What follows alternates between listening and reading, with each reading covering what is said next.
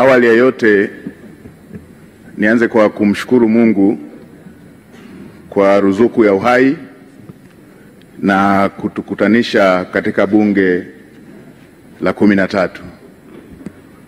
Namshukuru Mungu vile vile kwa hatua hii ambayo tumetoka kuishuhudia. La pili, nimpongeze sana Mheshimiwa Rais Dr. Samia Suluhu Hassan kwa kuchaguliwa kwa kishindo na Watanzania. Ushindi huo ni uthibitisho wa imani kubwa wa Tanzania walionayo kwake pamoja na serikali yake.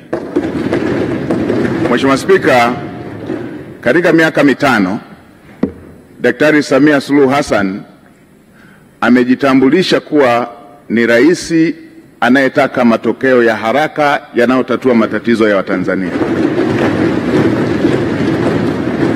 Amefanya hivyo wakati alipoapishwa kulikuwa na tatizo kubwa la umeme. Aliweka jitihada kubwa za kukamilisha mradi mkubwa wa bwawa la Mwalimu Nyerere na kuachilia umeme ule ambao umemaliza kabisa tatizo la kukatika kwa umeme na kuipa nchi ziada ya umeme. Alipoingia madarakani kulikuwa na tatizo la vifo vya kina mama wajawazito pamoja na watoto kutokana na upungufu wa hospitali na vituo vya afya.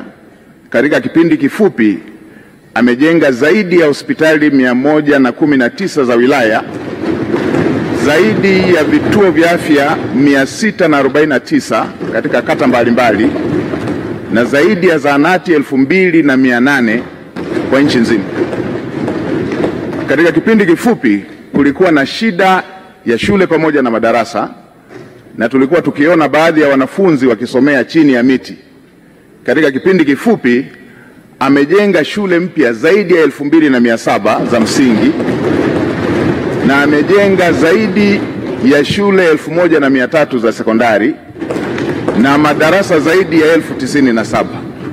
Hivyo hivyo katika sekta zingine ikiwemo kununua CT scan hospitali zote za mikoa, MRI kwenye hospitali zote za kanda, pamoja na kununua mitambo ya kuchimbia maji kwenye kila mkoa na kila ukanda.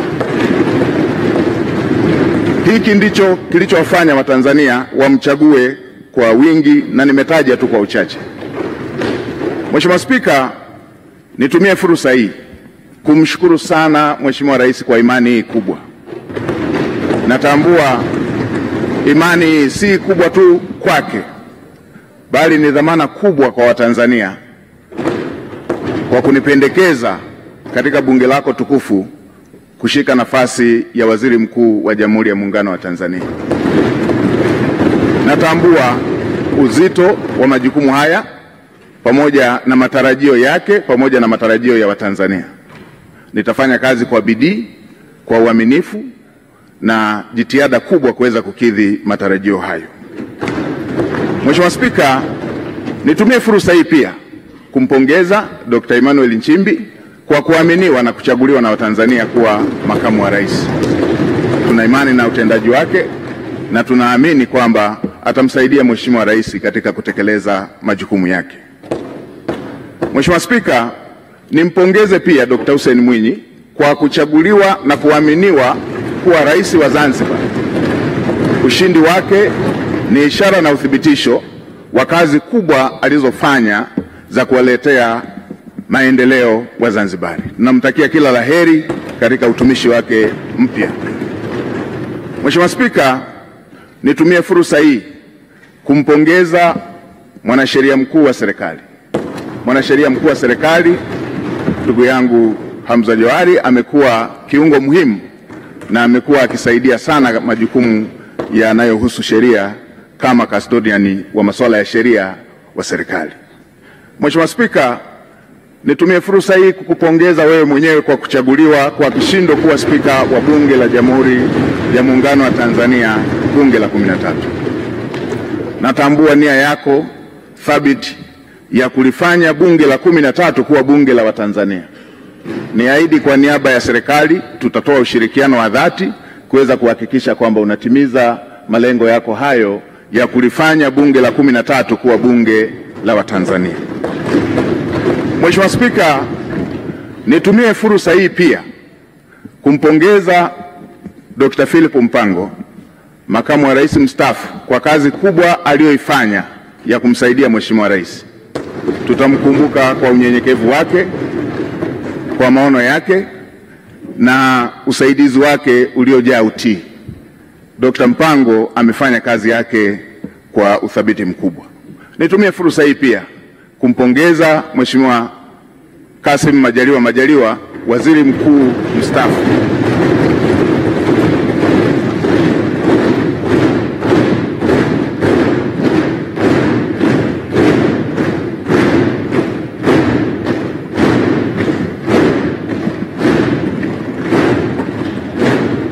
Nimpongeze Mheshimiwa Kassim Majaliwa, Waziri Mkuu mstaafu, kwa kazi kubwa aliyoifanya bila kuchoka ya ufuatiliaji wa miradi, ya ufuatiliaji wa shughuli za serikali, kwa unyenyekevu wake, kwa uadilifu wake na kazi kubwa ambayo amefanya kwa taifa letu.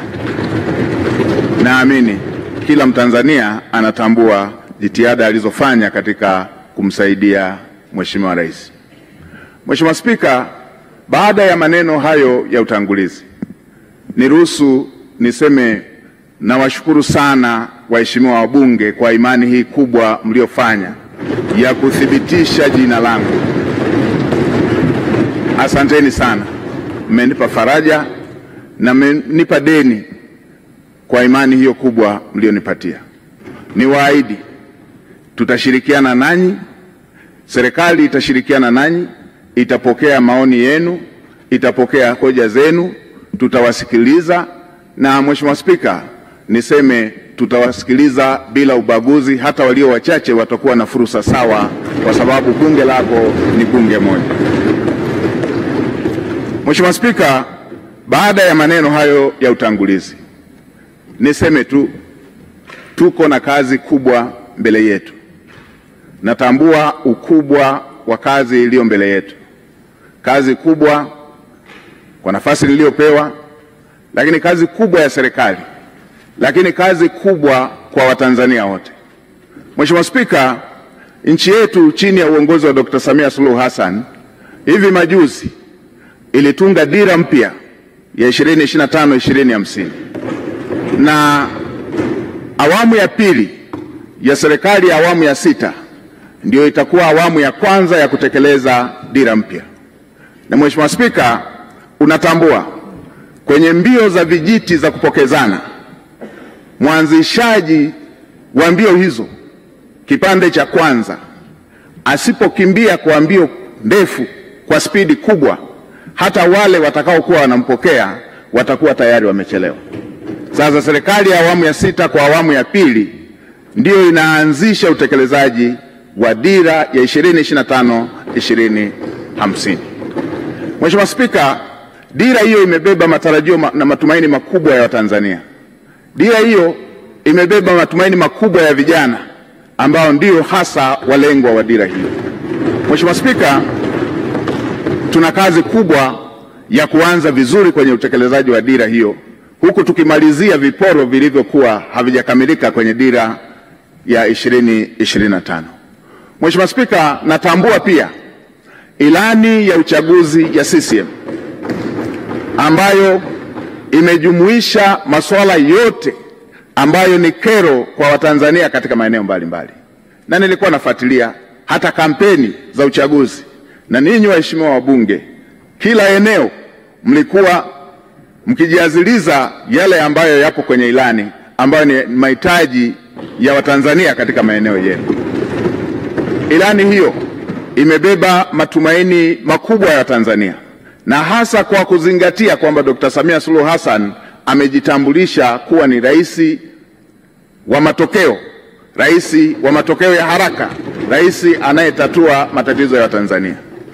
Kwenye maeneo ambayo amepokea vijiji vikiwa havijapata umeme, ndani ya muda mfupi alimalizia vijiji vyote vikapata umeme. Watanzania wanatarajia takriban vitongoji 28,000 ambavyo havijapata umeme sasa vikapata umeme. Hayo ni mambo makubwa ambayo ilani ya uchaguzi kushughulikia tatizo la ajira kwa vijana. takriban kutengeneza ajira zisizopungua milioni 8 kwa ajili ya vijana wa Kitanzania. Hii ni kazi kubwa ambayo tutafanyia uratibu, usimamizi kuweza kuhakikisha kwamba ndoto ya Mheshimiwa Rais ya Watanzania wa vijana wetu kupata ajira inatimia. Tutaratibu mpango mkakati ndani ya serikali na kushirikisha sekta binafsi kuweza kuhakikisha kwamba dira hiyo ya Mheshimiwa Rais ya kutengeneza ajira zisizopungua milioni 8 inakwenda kutimia. Mheshimiwa Spika, pamoja na Tanzania kuwa nchi tajiri, bado tuna asilimia isiyopungua 8 ya Watanzania, asilimia 8 ya Watanzania wanaoishi katika umaskini wa kupindukia. Tuna takribani asilimia 26 ya Watanzania wanaoishi kwenye umaskini wa kipato. Niwakumbushe Watanzania, mimi umaskini wa Watanzania sijausoma kwenye kitabu, nimeuishi. Na Mheshimiwa Spika, katika maisha yangu haya, katika umri wangu huu, miaka takribani 32 nimeishi katika maisha hayo ya umaskini. Nimeishi katika maisha ambayo, kwa wale wanaokumbuka, kule vijijini mama zetu, dada zetu wakivaa gauni huwa wanajifunga nguo kiunoni. Ile nguo anayojifunga dada yangu, ile nguo anayojifunga shemeji yangu, ndio ilikuwa nguo yangu ya kujifunika. Kwa hiyo kabla hajamaliza shughuli zake za kila siku, silali mpaka akalale ili nipate shuka ya kujifunika. Na asubuhi kabla hajaanza kazi lazima niamke ili ile nguo niliyojifunika ndio yeye iwe nguo ya kujifunga ili aweze kuanza majukumu yake. Ninatambua mazingira ya kulala, unaenda kuchunga, ukirudi nyumba nzima inavuja, na utakapolala inabidi ujifunike ile ngozi ili matone yale yanayoendelea kuvuja angalau yatue kwenye ngozi. Na yatambua maisha hayo. Natambua mnaenda kula pamoja na watoto wote rika mbalimbali, mko takriban 20 kwenye chungu kimoja cha mboga, chungu kimoja cha sahani moja ya ugali. Inabidi utangulize kuanza kula ugali mwingine bila mboga, kwa sababu ukisubiria mikono ya kwenye mboga iishe ndio na chakula kitakuwa kimeisha. Na natambua matatizo haya ya ajira ambayo Mheshimiwa Rais anayaongelea. Natambua maumivu ya kusoma kwa shida na ukasubiria ajira ukiwa umekosa. Natambua dira hiyo ambayo Mheshimiwa Rais anataka awapatie vijana takriban milioni 8 ajira. Natambua maumivu yake. Nilipomaliza chuo nimefanya kazi ya kubeba zege kwenye kiwanda cha matofali ili upate kipato cha siku, na mke wangu akiwa anapika mamalishe, na wakati mwingine wakati anawagawia wabeba zege wenzangu wengine walikuwa wanatoa maneno makali. Natambua adha hiyo. Niwahakikishie Watanzania hasa wa mazingira ya chini watasikilizwa kwenye kila ofisi ya umma.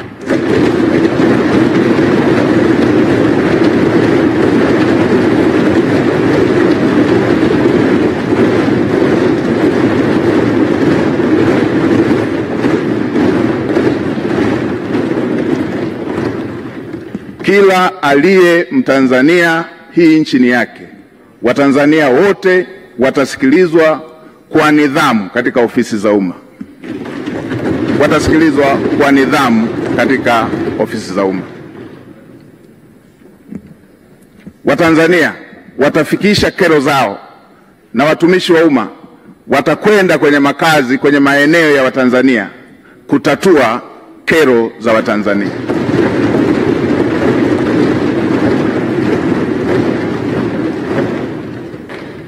Ukiondoa miaka 32 hiyo niliyoielezea, miaka takriban 18 maisha yangu yamezungukwa na wahitaji kuliko walioridhika.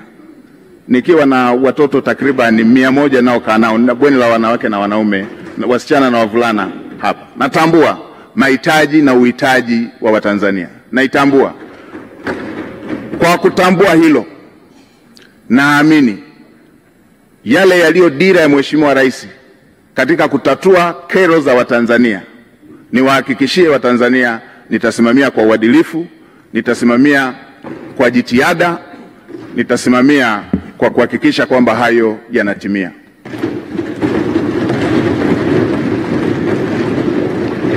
Kwa kuzingatia kazi kubwa hiyo iliyoko mbele yetu niliyoisema, kwa kuzingatia kazi kubwa iliyoko mbele yetu niliyoisema, watumishi wa umma na Watanzania sote tuwe tayari. Lazima tuende kwa gia ya kupandia mlima.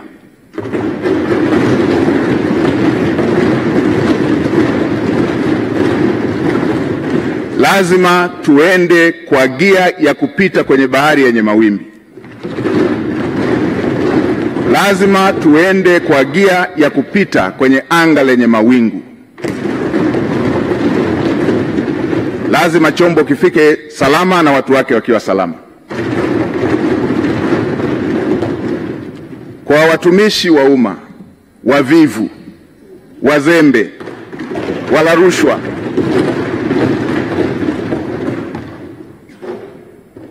na wenye lugha mbaya kwa Watanzania, tuwe tayari. Wavivu wote, wazembe wote ndani ya ofisi za umma, nitakuja na fiekeo na rato. Lazima maono ya Mheshimiwa Rais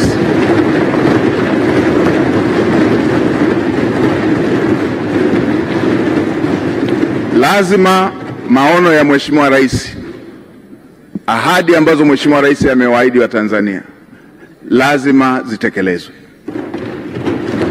Mheshimiwa Spika, katika kumalizia, nitoe rai kwa Watanzania wote. Haya yote ambayo tunayaongea, yale yote yaliyoongelewa kwenye dira, yale yote yaliyoongelewa kwenye ilani ya uchaguzi, yale yote tulio na matamanio nayo, yale yote yaliyo ahadi ya Mheshimiwa Rais pamoja na makamu wa rais, yale yote yaliyo ahadi zenu waheshimiwa wabunge, yatatimia tu kama tutaendelea kumtanguliza Mungu katika mambo yetu kama taifa, na kama taifa letu litakuwa na amani, kama taifa letu litakuwa taifa lenye amani. Yatatimia tu kama tutaendelea kumtanguliza Mungu katika mambo yetu kama taifa, na kama taifa lina hali ya amani. Bila amani, yote tunayotamani, yote tunayotarajia, yote tulioahidiwa, yote viongozi walioahidi, yote yaliyoko kwenye dira, yote yaliyoko kwenye ilani hayawezi kufikiwa. Nitoe rai kwa Watanzania wote, tuwe na wajibu wa kuhakikisha kwamba nchi yetu ni ya amani. Tumtangulize Mungu hata kwa yale tunayoona ni magumu, ili tuweze kuhakikisha kwamba Mungu anatusaidia kupata ufumbuzi wake, kwa sababu kwake yote ni mepesi. Mheshimiwa Spika, katika kumalizia, nishukuru familia yangu, wamesimama nami mara zote, mke wangu Neema pamoja na watoto. Niwashukuru wananchi wa jimbo la Iramba, niwashukuru sana wananchi wa jimbo la Iramba, kwa sababu pasipo wao kunichagua nisingepata sifa leo ya kupendekezwa kuwa waziri mkuu. Asanteni sana wana Iramba, asanteni sana Watanzania wote. Mheshimiwa Spika, nakushukuru kwa mara nyingine. Asante sana kwa kunipa nafasi.